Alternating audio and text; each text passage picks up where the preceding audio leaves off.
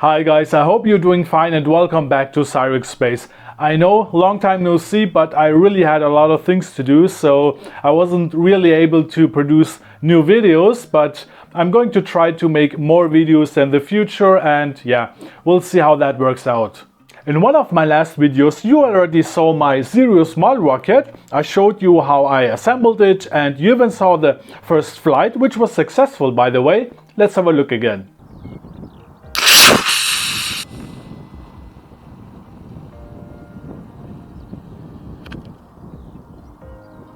Yes!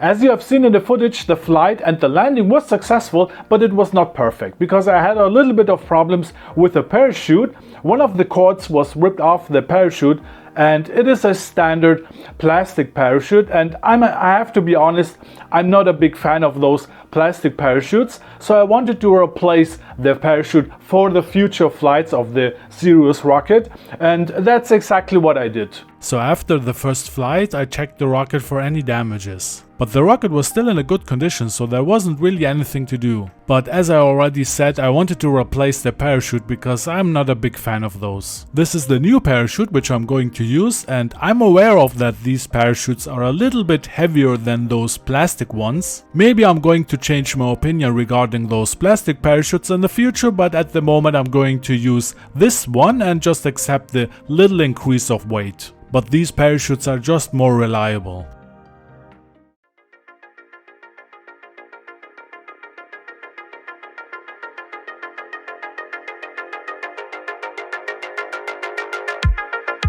So what I'm doing first is to just cut off the old parachute, and after that I replace the wadding.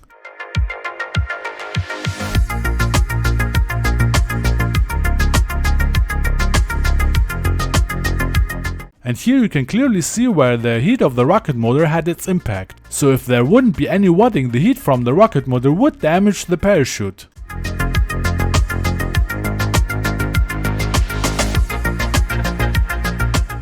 But I'm not going to replace all the wadding because, as you can see, some of the wadding is still fine and I'm just going to use it again.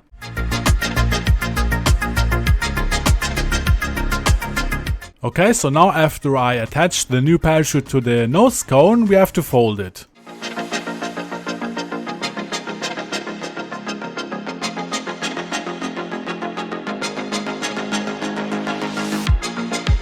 So what you can see here is the technique on folding the parachute that I'm currently using. And because this technique actually worked pretty good on my last flights, I'm going to use it again. And one other thing that you may have already seen me do is to store the shock cord inside the nose cone. The main reason why I'm doing that is to prevent the shock cord to be twisted up with the cords of the parachute. I mean, that's the best idea I had to prevent that, and it worked quite well so far.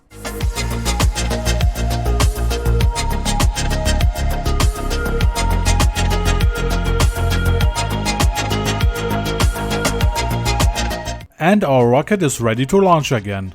And after I replaced the parachute with a new one, the Sirius had a couple of new flights after that, 4 to be more precise, and all of them were successful.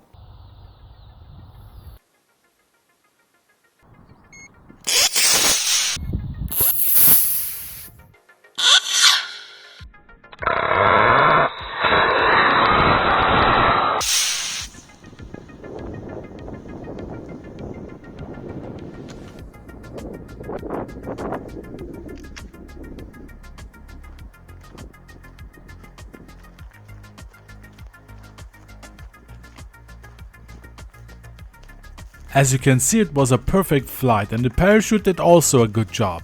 So now let's have a look at the next launch.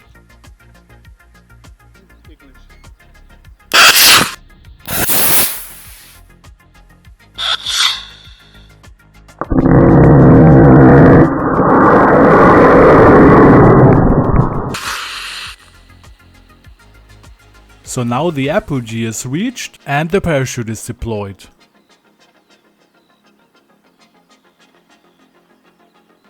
I mean, let's be honest guys, isn't that a beautiful view? And if you may ask why I'm doing the same launches with the same rocket, and the answer is easy: to gain experience. And that was a perfect flight and a perfect landing. So now let's head to the next launch, and this time I wanted to make something different. This time I used a fuse and not an electrical igniter, but I certainly need a better lighter.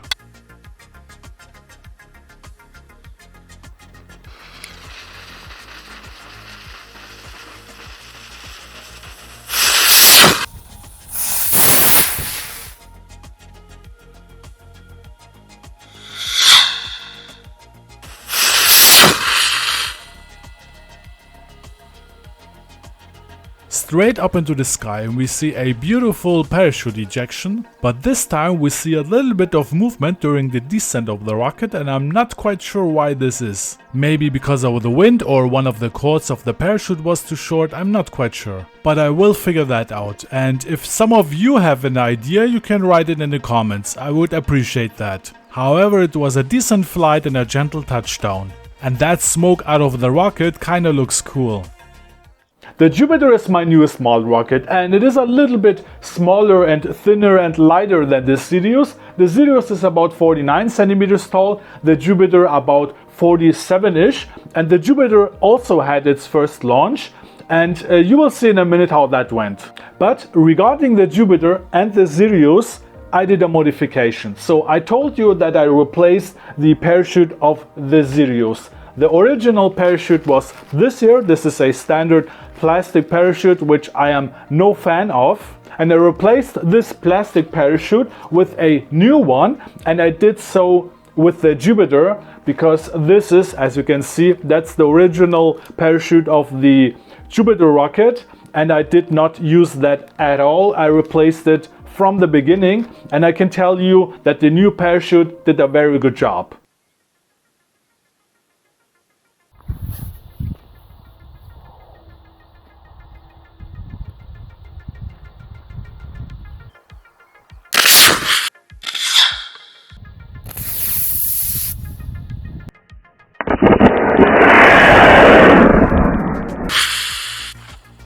This is the first time my rocket actually got out of sight, so it reached a quite decent altitude.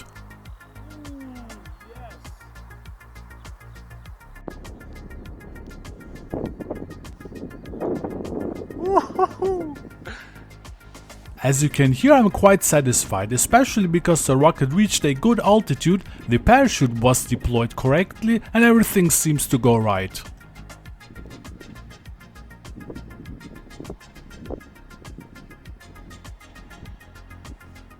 As you have seen, all 4 flights of the Sirius and the first flight, the maiden flight of the Jupiter, were a success.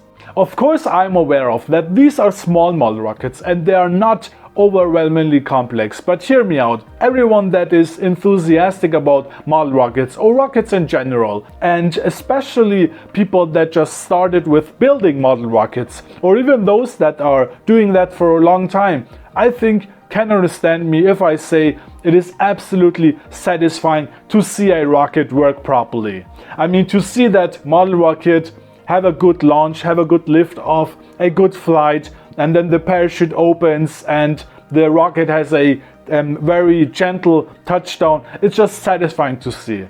Of course, there will be more launches and flights of the Sirius and the Jupiter in the future, but that will be the topic of another video. I hope you liked this video. In this case, please leave a thumbs up, subscribe to the channel if you want more of that content, and click the bell icon if you want to get notified in case of a new video. Until then, take care and don't forget to rock it.